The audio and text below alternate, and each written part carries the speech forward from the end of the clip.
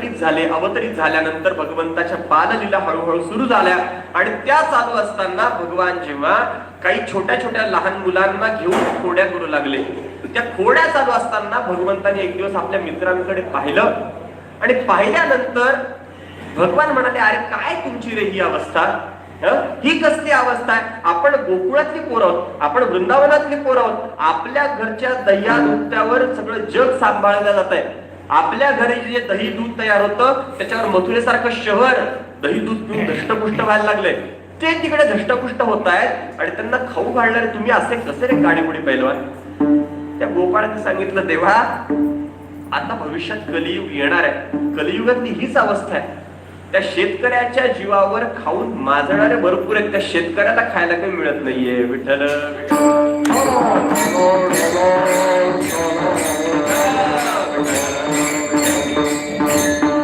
कारण अन्नदाता तो आहे, त्याला काही खायला मिळत नाही आणि त्याच्या जीवावर माजणारे वेगळेच असतात. हे सगळीकडे गोपाळ म्हणू लागले, देवा अरे आमच्याकडे तयार होतं सगळं, पण तयार झालेलं आमच्यासाठी तयार होत नाही. ते सगळं मथुरेला निघून जातं. मथुरेला जर जातं तर मग तुम्हाला काय मिळतं? तर त्या गोपाळाने सांगितलं, देवा आम्हाला साधं ताक प्यायला मिळतं. आजकाल तेही चांगलं मिळत नाही, ते सोडून द्या, पण त्या काळात मिळत होतं. त्या ताकाला फारशी काही किंमत नव्हती, आज त्या ताकालाही किंमत मोजावी लागते. पण त्या काळात ते महत्वाचं नव्हतं, एवढं सहज मिळत होतं, चांगलं मिळत होतं. ते गोपाळ म्हणाले, देवा ते ताक पिऊन आम्ही जगतो, मग कशी आमची प्रकृती तयार होणार, कसे आम्ही धष्टपुष्ट होणार? मग आम्हाला जर आनंदाची तृप्ततेची भावना प्राप्त होतच नसेल तर आमचं शरीर धष्टपुष्ट कसं दिसेल? तेव्हा तू पाटलाचा पोरगा आहेस, तुला काय कमी आहे? तुझ्या घरी काय आहे? नवनीताचे पूर आहेत, आमच्याकडे ताकाचे सरोवर आहेत. मग आमच्या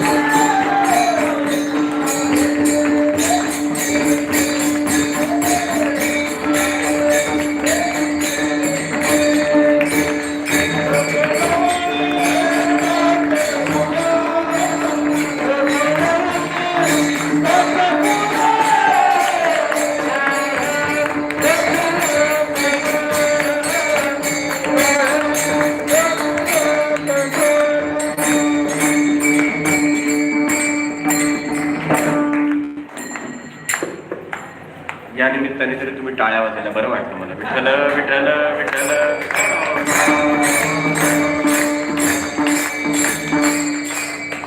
घरी ताकाचे सरोवर, देवा अरे आमच्याकडे ताक मिळतं रे प्यायला, तुझ्यासारखं आम्हाला मिळत नाही. चांगलं लोणी खायला मिळत नाही, दही खायला मिळत नाही, त्यामुळे आमच्या अंतःकरणाला ती तृप्ततेची भावनाच प्राप्त होत नाही. देव सांगू लागले, गोपाळांनो अरे ती तृप्तता माझ्या जवळ आहे. तुम्हाला जर ती तृप्तता हवी असेल तर मी तुम्हाला तृप्त करतो, मात्र त्यासाठी काही अटी आहेत. कारण तुम्हाला जर काही प्राप्त करून घ्यायचं असेल तर सहज प्राप्त होत नसतं. कुठलीही गोष्ट असू द्या, कोणत्याही गोष्टीला आपल्याला प्राप्त करून घ्यायचं असेल तर त्याचे काही नियम आहेत, रूल्स अँड रेग्युलेशन्स ज्याला आपण म्हणतो. मी तुम्हाला देतो, जेवढं हवं तेवढं देतो, मात्र त्याच्या काही अटी आहेत. आपल्याकडे जाहिराती असतात महाराज. जाहिरात शब्द माहितीये ना? का आजच्या मराठीत सांगू? ऍडव्हर्टाईज. ऍडव्हर्टाईज पाहतो आपण, काय मोफत मोफत मोफत, सगळं मोफत. बर मग लगेच माणूस तिकडे धाबला, अरे बापरे फुकट मिळालं, फुकट ते पौष्टिक, चला. जे फुकट मिळतं ते माणसाला फार आवडतं महाराज. पैसे मोजावे लागले की नको वाटतं, फुकट चला चला चला चला, काय फुकट? ते फुकट फुकट एवढंच वाचतो आणि जातो.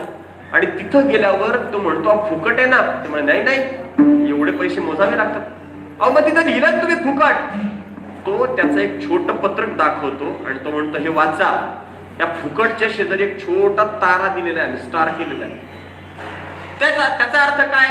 त्याच्या खाली लिहिलेलं असतं नियम व अटी लागू, टर्म्स अँड कंडिशन्स अप्लाइड.